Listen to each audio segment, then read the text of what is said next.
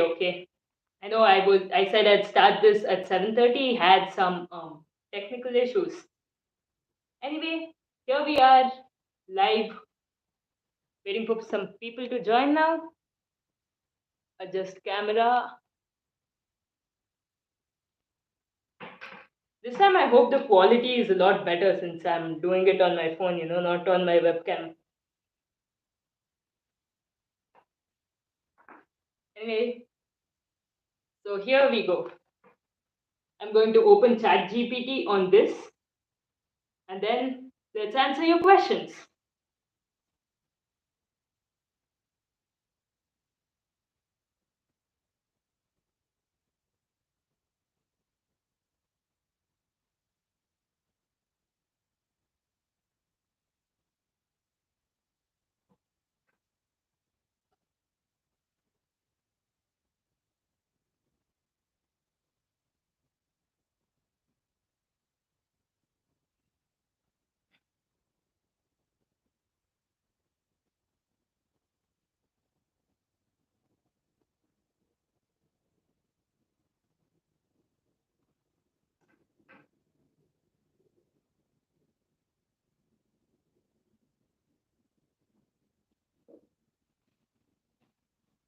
Why is nobody?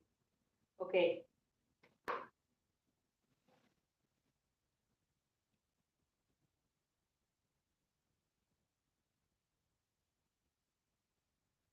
So here we go.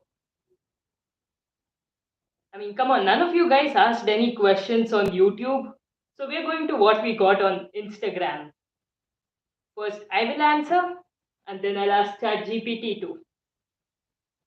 So the first one is, who is the 2023 MVP? Not just MVP, let's go beyond that. Defensive player, most improved. What else is there? Sixth man, coach of the year, and rookie of the year, right? Okay, whatever. Let's first off MVP. Hmm.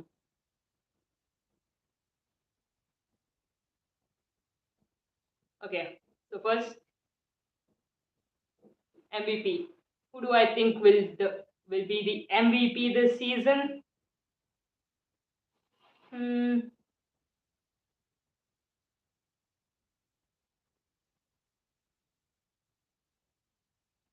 I think the MVP would be Jason Tatum. Perhaps it's tough to decide, man. It's very tough to decide. Most improved player, probably Nicholas Claxton. Defensive player of the year, that also I think Nicholas Claxton. Sixth man. Oh, sorry. Wait a minute. Most improved, I changed that to Shea Gilgis Alexander. Yes. Defensive player, okay, that is Nicholas Claxton. Rookie of the year, uh, I don't know too many rookies. I think Cam Thomas is a rookie, right? He or Paulo Branchero, I think his name is. And coach. Uh, wait, who is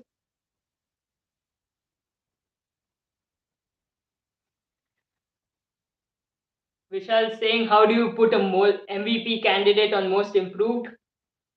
Definitely, he is the most improved player, okay, compared to last season. MVP also. Yeah. Anyway, who's the Nuggets coach again? I think. Uh, damn, I'm forgetting his name, but I think he coach of the year. Ah, Michael Malone, yes, coach of the year. And that's about it, right? Sixth man, probably Russell Westbrook. He was. I mean, other than that, I don't know any great sixth man. So we'll go with that. Now let's ask ChatGPT.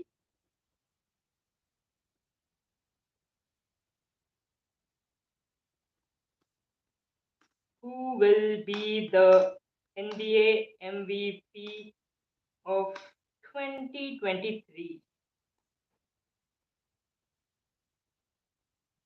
Thinking,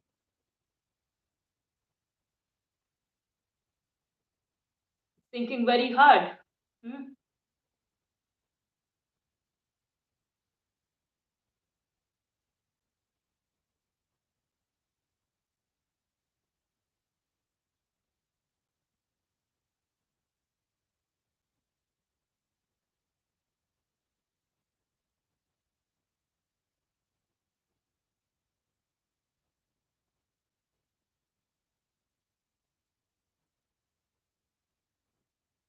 Oh no, it's saying he. Come on, Chat GPT.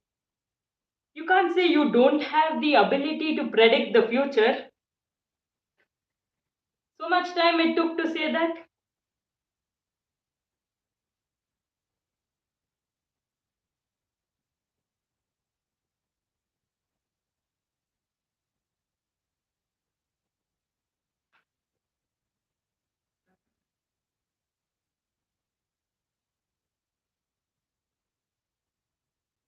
Now it's sitting and explaining what an MVP award is. Okay, let's look at the chat. What do you guys have to say?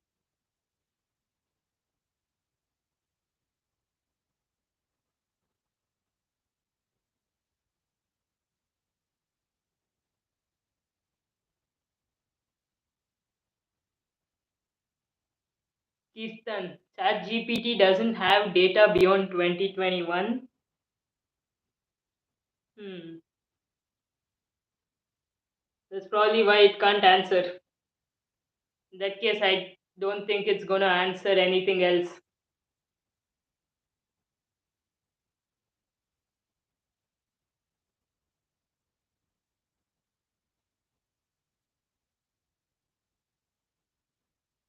Okay.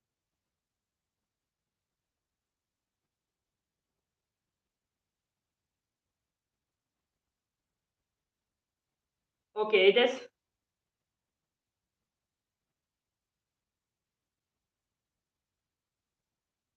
fine. Now it's giving some amount. Okay, now it's giving some MVP candidates. But what the hell is this? Giannis, LeBron, KD, okay. Steph Curry, okay. But why is James Harden it saying? This thing is really crazy. I don't think there will be much point in asking ChatGPT any of the other 2023 awards. Maybe it does have data only until 2021.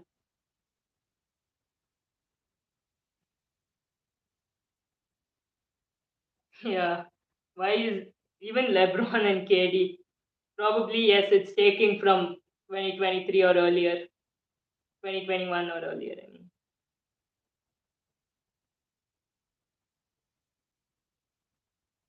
All right. Let's go on to the next question. Why is the Indian basketball team trash? Come on. Now, disclaimer, of course, they are better than us, but they keep getting trashed at the international level. Why is that?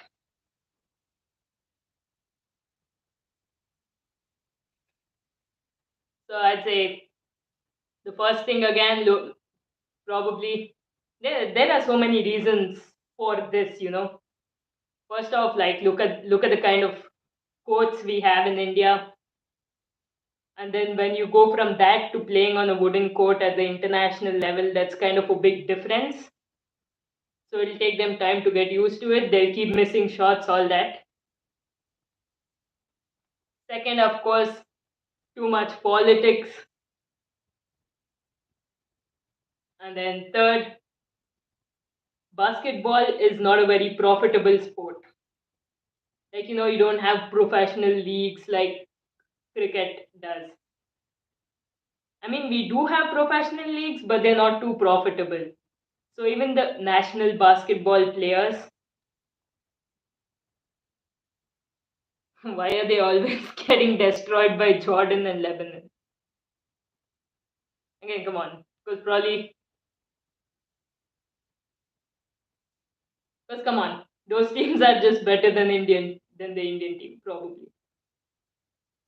The real question is what the hell were they doing blowing a lead to Saudi Arabia? I mean, come on, yes, it was a 1 point lead, but then they went on to lose by seven, and that sucks. Anyway, so that's there.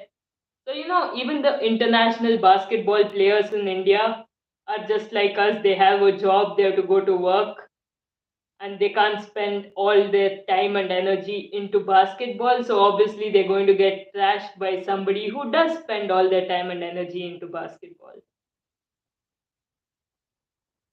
That's just how it is. Now, now let's see what ChatGPT got to say about this. Here, phrase this properly for ChatGPT. Can't just ask it why is the Indian basketball team trash. Why is the Indian basketball team always losing?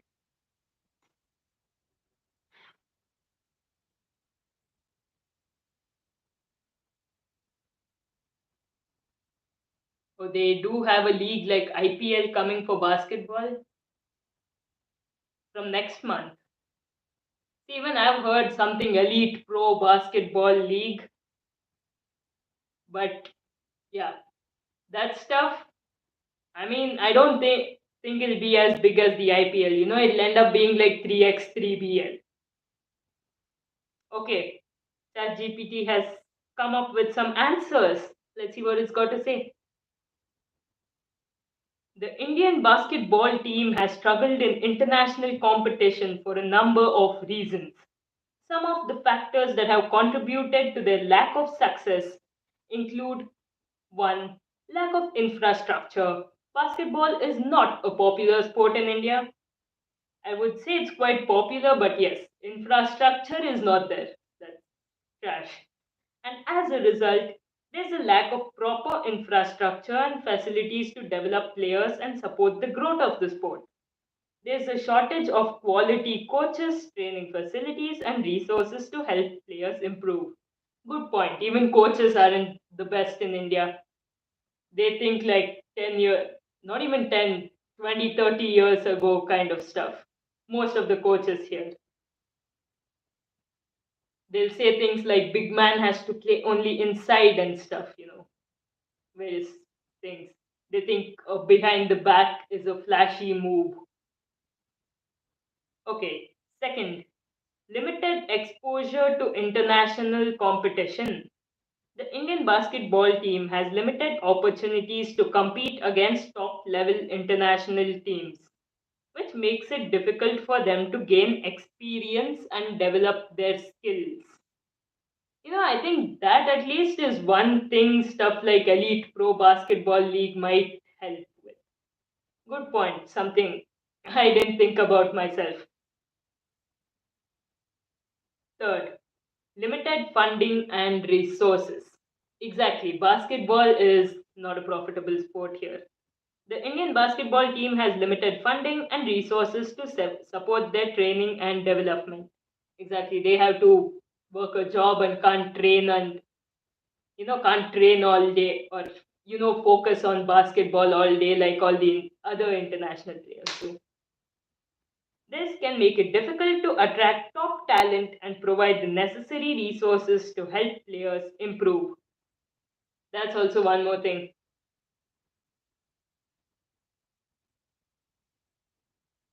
What job they're working? They are 19. Well, in that case, they'll be in school or college. Something, like in India, people like since basketball isn't too profitable, no parents are going to let their kids skip college or school to go play basketball. In fact, that's one more thing,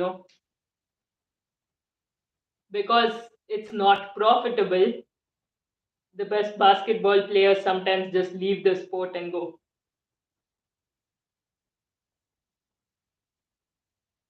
Okay, number four, lack of popularity. Basketball is not as popular in India as other sports like cricket and field hockey, which means there is less public interest and support for the sport. Yeah, and That sadly that is a vicious cycle. Basketball is not popular because we are not winning, and then we are not winning because basketball is not popular. Very good. Okay, despite these challenges, the Indian basketball team has made progress in recent years. I'm not too sure about that. They went from beating China in 2016 to losing to Saudi Arabia this year, so I'm not really sure that's a lot of progress. And there are efforts underway to improve the sports infrastructure and support the development of talented players. With time, it is possible that the Indian basketball team could become more competitive at the international level. Okay, cool. Next, this one again I can't ask Chat GPT, but what is my best trick shot I've done? Um, Tough to say which one is my best trick shot. It's probably this one where I bounced it under my leg and then flicked it behind the back to make a layup. This got to be the probably the hardest one for me. Okay, next. Now, okay, do fingernails affect shooting? Now, for me, that is tough to say, because I've always cut my nails playing basketball. Because leave shooting, it affects a lot of other things, like defense. You can't play defense hard because you're afraid you'll scratch somebody and hurt them.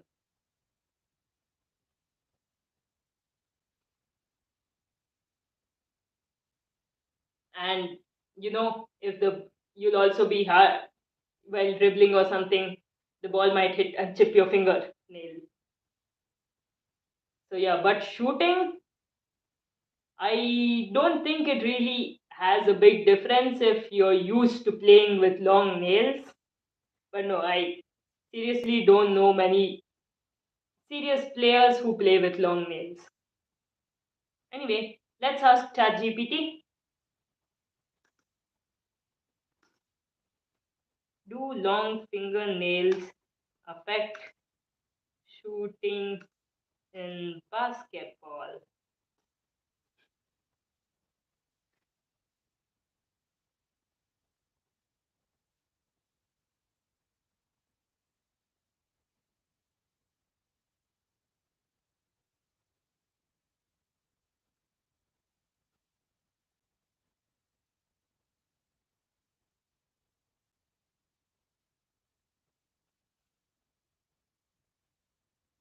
Okay, long fingernails can potentially affect shooting in basketball, particularly if the player is a shooter or handles the ball frequently. There are a few reasons for this. Number one, grip. Long fingernails can affect the player's grip on the ball. When shooting a basketball, it's important to have a consistent grip on the ball, and long fingernails can make it more difficult to control the ball. I'm not sure about how your fingernails really touch the ball when you're shooting.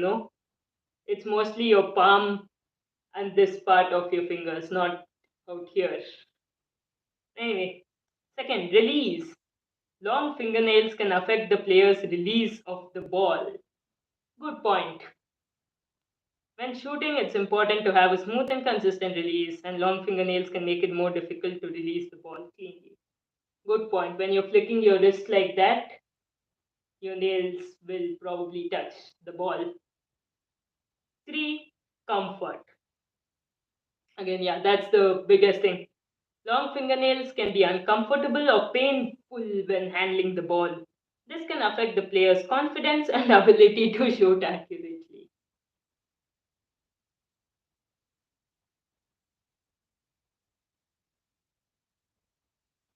Next question. How to make layups going full speed? First off, the best thing obviously is to not make them at full speed. Usually, even if you are on a fast break, you slow down on those last two steps so that you have a controlled finish. Sometimes that is Tough to do because a defender is behind you and coming for a chase down block or something. In that case, go for a reverse finish. That way, it'll throw off their timing so they still can't block that shot. Apart from that, if you still want to finish full speed because for some reason you can't do none of these things, on the jump, try to hang in the air for as long as you can before gravity starts pulling you down. That way, it'll take away some of your power on that shot. So you'll get a smooth, soft release and it won't bounce straight off the rim like that. Another thing is jump as high as you can because the closer your hand is to the ring, the easier it is to finish. Apart from that, what else?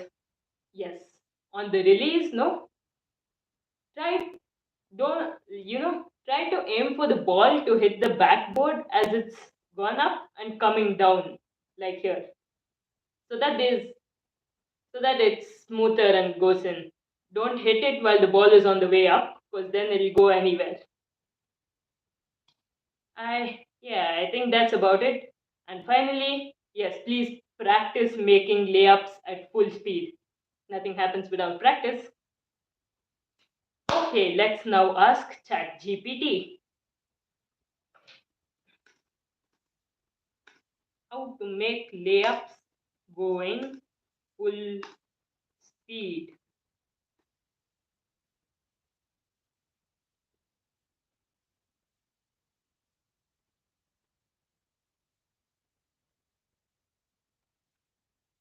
Making layups at full speed can be challenging, but there are a few tips that can help improve your chances of success. Start with a good approach.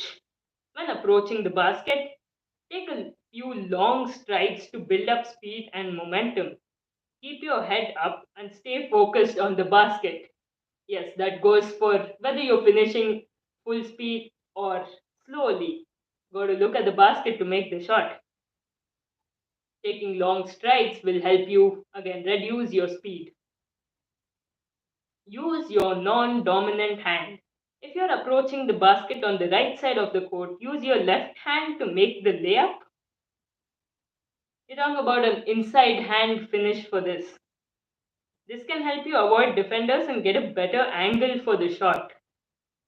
I mean, it's like if you're a lefty, yes, that's easier. But usually an inside hand finish is harder than a normal finish. So I don't know, you are going to miss more doing that. 3. Aim for the backboard. When making a layup at full speed, it can be difficult to judge the distance to the basket. To improve your accuracy, aim for the backboard rather than the rim. This can help you control the angle and trajectory of the shot. Yes, most basic. Anyway, who makes a layup with a swish, anyways? 4. Practice with a defender. Very true, that's even better than practicing without a defender. To simulate game situations, practice layups with a defender. This can help you learn how to adjust your shot when there's a defender in your way. I think this is just talking about making layups in general rather than full speed layups. Okay. 5. Stay focused and confident. Making layups at full speed requires focus and confidence. Trust your instincts and don't hesitate to take the shot when you have an opportunity. Good thing. Good good stuff. Thinking you can and you're halfway there, like that quote. Remember, making layups at full speed takes practice and repetition. Keep working on your technique and approach, and you'll gradually improve your ability to make layups at full speed. Okay, let's go to the next question. While playing pickup, is it considered weird to play? Is it considered weird to press? Basically, to play hardcore defense. See, I would say it's not wrong, not weird, just something that most people don't do. Again, That's because it's not necessary. And you know why it's not necessary? Because the opponent isn't playing hard defense either. So you can just outscore them and win. Unless it's the last point, then most times you would need to play hard defense. But yeah, so that's. But yes, there is of course uses to playing hard defense. Like let's say you want to improve your stamina. Instead of simply running suicides, you can play some pickup basketball and play hardcore defense. That's a lot more fun, you know. Or if you're just trying to get better at playing defense, pick the best player there and play hard defense on that guy. So I think, yeah, that's about it. That's all I've got to say. Let's see what ChatGPT has to say now. Is it how do I put this for ChatGPT? Yes. Should you play hardcore defense in a pick up basketball game?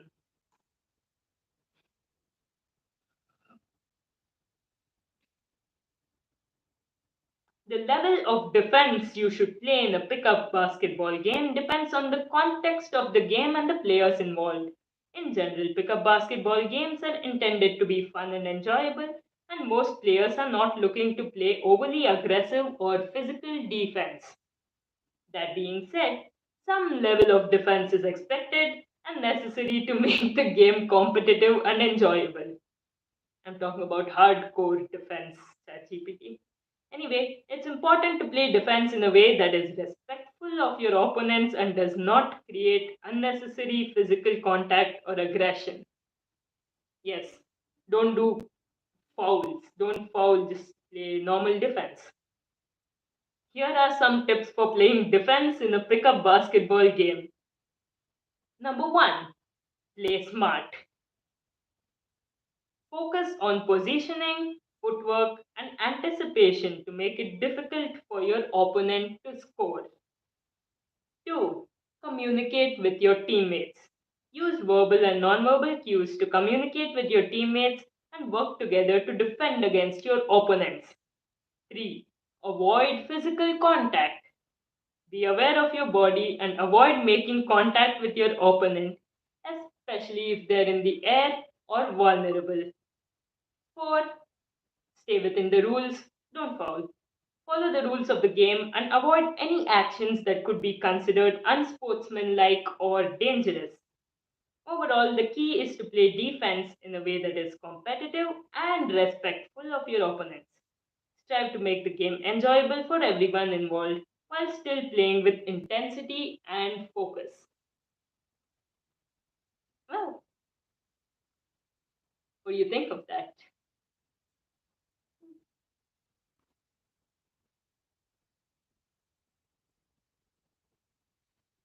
Okay, so next question is a good one. I'm 13 years old, 5'4". Is it too late for me to get good? Every average every average height NBA player started very early, and the ones who started late are giants like Giannis and Embiid.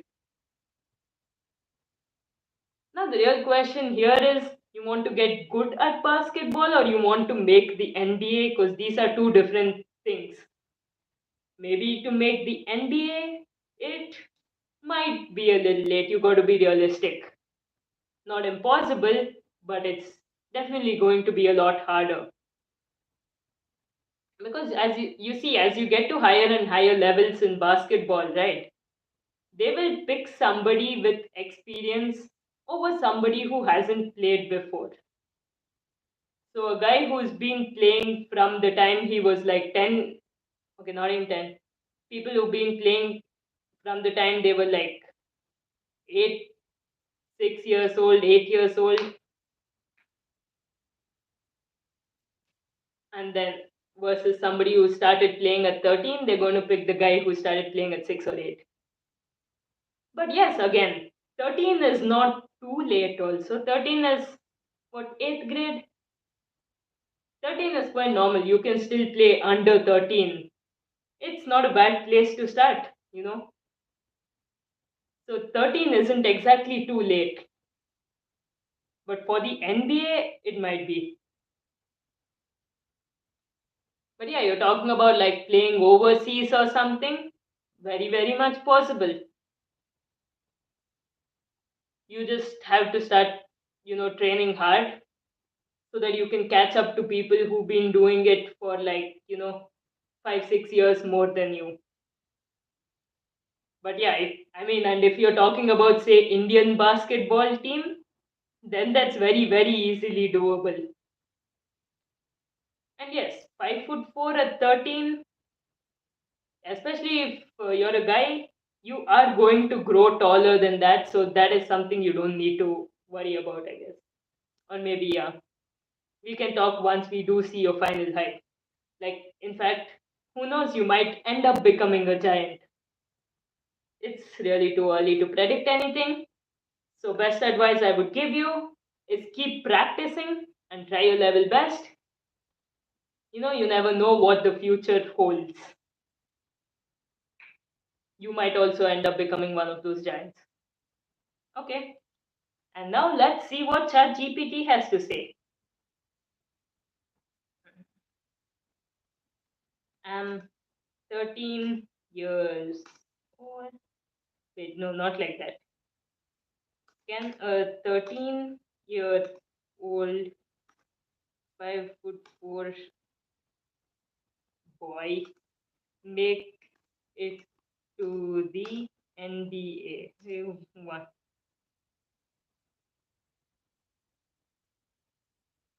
No, no, no. Can a 5'4" tall 13-year-old boy make it to the NBA? He just started playing basketball. Because come on, if we ask ChatGPT, can he get good and all? It'll simply say yes, practice. You know what I'm saying? Okay. While it's not impossible for a 5 foot tall 13-year-old boy to make it to the NBA, it would be extremely difficult. Height is a significant advantage in basketball. Okay. Wait, wait. It's when he grows up. I think I should add that.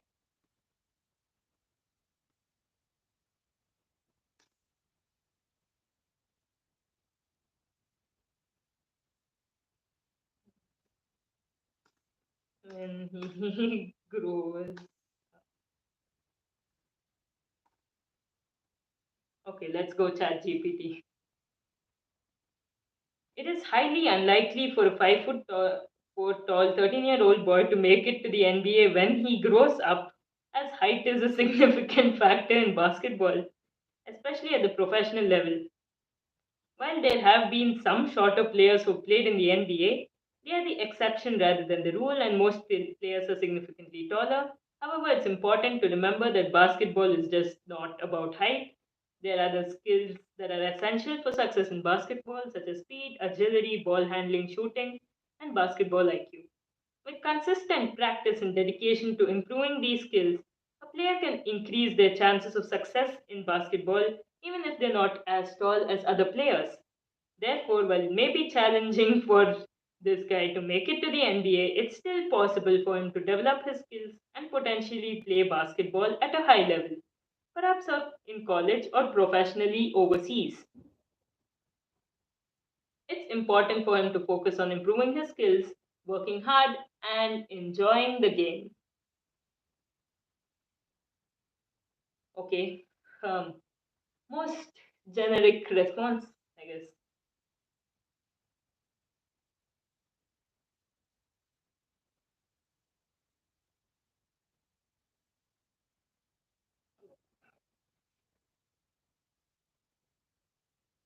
Okay.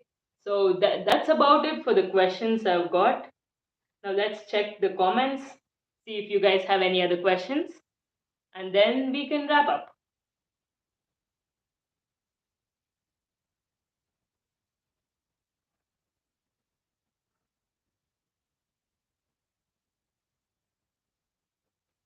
Okay, Rodman. See, even Rodman was a pretty damn huge player. He was what, 6'8" is pretty damn tall. What he mentioned talking about the younger guys is, I mean, like the guys who started very young and who are average height are probably like the Steph Curry and Kyrie Irvings, 6'2", 6'3".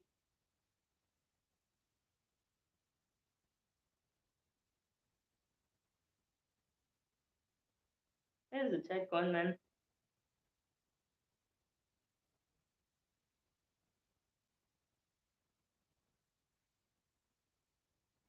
What America disagrees about what playing defense in basketball?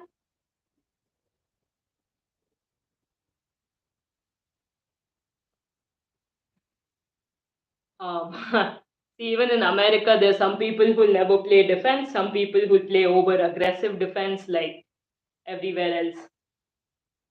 Then, Zero, what is my real name? My real name is Smitana Lamangalam.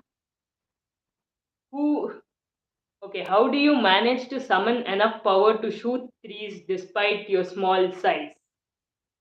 I think I have this in a whole video which is like how to shoot like Midorima or something. Midorima inspired shooting secrets. Yeah, that's it. So basically, it is firstly use a one motion shot, then flick your wrist for power, jump slightly forward, and what else? Yeah, that's maybe do push ups or something to actually increase your strength. Okay, we'll ask ChatGPT this as well. How to get more power to shoot shoot threes despite being a small player. As a smaller player, getting more power to shoot three pointers requires a combination of technique and physical training. Here are some tips that can help you develop a more power and range when shooting threes. Number one, develop good shooting form. Proper shooting form is essential for generating power and accuracy when shooting. Work with a coach or study shooting technique. Second, strengthen your legs. Your legs are the foundation of your shot, so developing leg strength can help you generate more power when shooting. Build upper body strength. While leg strength is essential, upper body strength is also important for generating power. Incorporate exercise like push ups, pull ups, and bench presses into your training routine to build upper body strength. 4. Improve your flexibility. Yeah, flick your wrist hard. Flexibility is important for generating power and fluidity in your shot. Incorporate stretching and mobility exercises into your training routine to improve your flexibility and range of motion. And finally, practice. Okay, let's see more of the chat.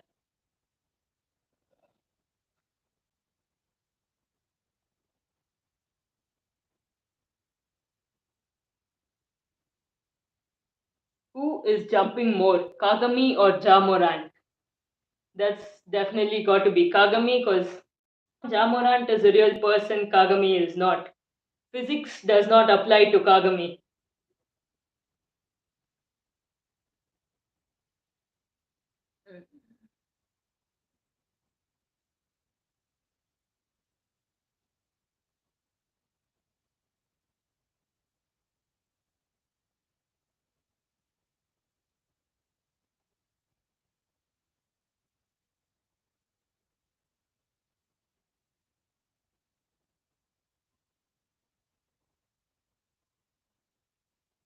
Okay, next, can I do a half court shot? Maybe I'll do it one day. I can't consistently shoot it obviously, but if you're talking about like a trick shot, I get how many ever tries I wish. Then yes, I have made a few half court shots. I can make one more, but no, not in a game and all that. How do you grip the ball quickly and properly while quickly shooting off a dribble? How do you grip the ball? Okay, wait. See, the first thing, I think I have a video too about getting a quick release. It's called Shoot Like Sakurai. Anyway, in that, I think one of the key things is that you got to dribble at about you got to dribble at about the waist height, basically from where you gather and shoot, so that the ball isn't coming too hard onto your hand, and then you can grip it properly. So yeah, that's it. I mean, of course, you can't always dribble at about waist height. So at least your last dribble before the gather, try to have it at waist height. The grip part is my main question, especially when you get defense on you. Yeah, so it's like that. You got to get that, and yeah, with defense, it might not always be possible to get that. So for that, you got to practice that kind of thing. Learn to pick up the ball from the ground and shoot, or bounce it high, catch it up and shoot. Learn to pull the ball in from different positions and shoot like that. Just you got to practice these things, for a specific game situation. And I guess with practice, you will figure out how to grip the ball.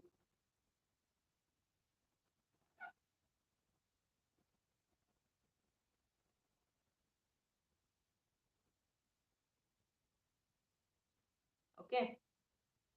So yeah, I think this is going to be the last question. We will. Okay, we.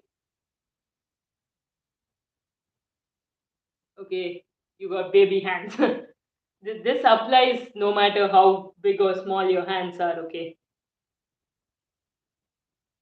Anyway, this is the last one. We'll have to wrap up and get going. So let's ask ChatGPT even this. Probably if there are more questions, we can soon do a part two of this if you all will like that. Let's see how this goes. So yeah, that guys is the last question for today. How do I grip the ball and get into my shot quickly with defense with defense on me? I've got very small hands.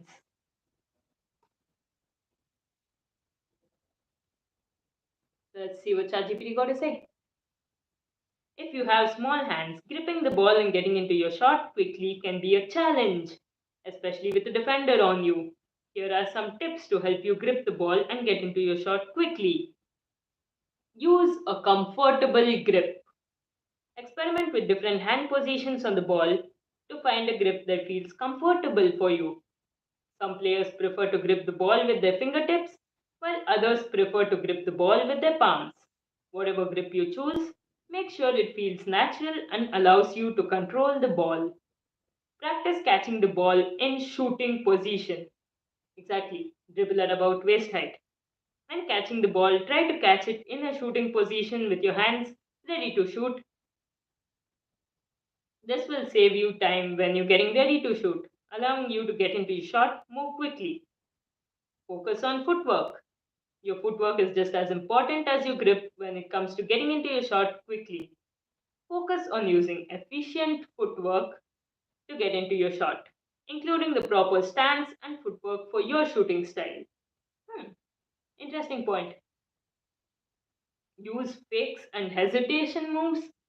Okay, no, that is not going to help you get a grip on the ball and get it, but that just removes the need to get your shot off quickly though. Number 5, stay calm and composed.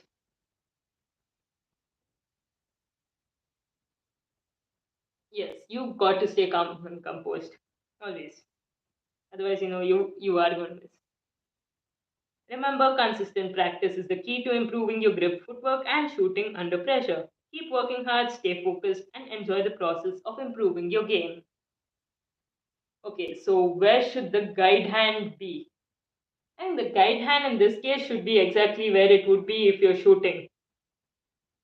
And again, if you don't get grip, maybe on the front of the ball, but then slide it to the side before getting into your shot. Again, that is something you have to practice to get it off quickly.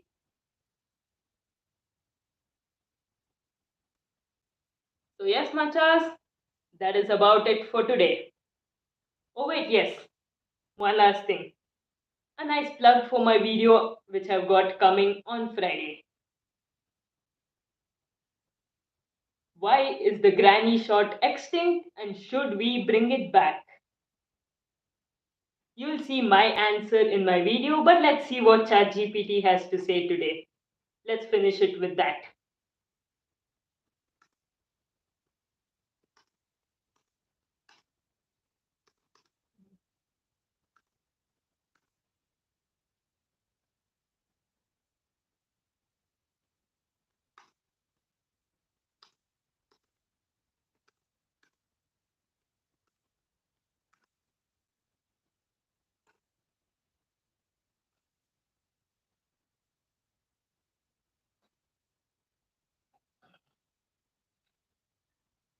The granny shot, also known as the underhand free throw or the Rick Barry free throw, was a popular shooting technique in basketball in the past.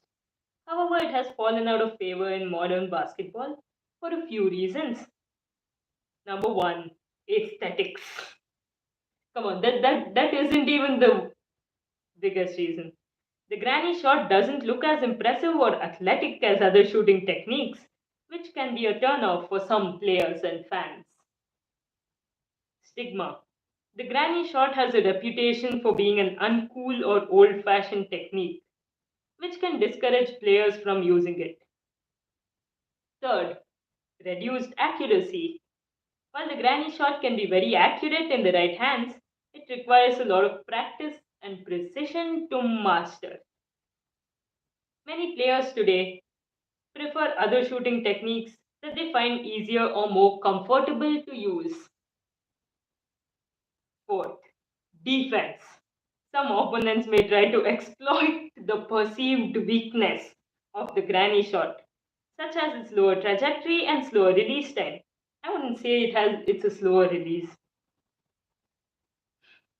Basically, it's saying you're gonna get blocked every single time. That being said, the granny shot can still be an effective shooting technique for some players, especially those who struggle with traditional shooting techniques or who have physical limitations that make other techniques difficult. If a player finds the granny shot comfortable and accurate, they should feel free to use it. Absolutely. In conclusion, while the granny shot may not be as popular as it once was, it can still be a viable option for some players. Whether or not we should bring it back is ultimately a matter of personal preference and effectiveness for individual players. Now, see what I've got to say about this in my video on Friday. So, yeah, see you there next. Goodbye. Wait, King or Gaming. About IBBC? What about IBBC?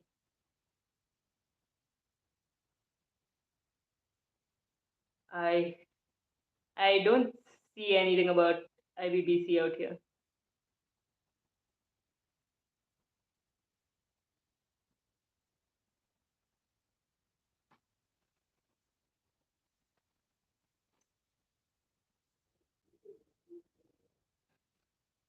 Anyway, and I got to go. How do you feel to play in IBBC? Man, IBBC is a very good place. Very aesthetic, looks good in the videos. Those videos always get more views. So yeah, amazing place. So yes, guys, got to go now. Any more questions? You can leave it in the comments. This was a lot of fun, okay? I get enough of these questions. I'm going to do a part 2 live stream like this. See you on Friday. See what I got to say about the granny shot. Alright? Goodbye.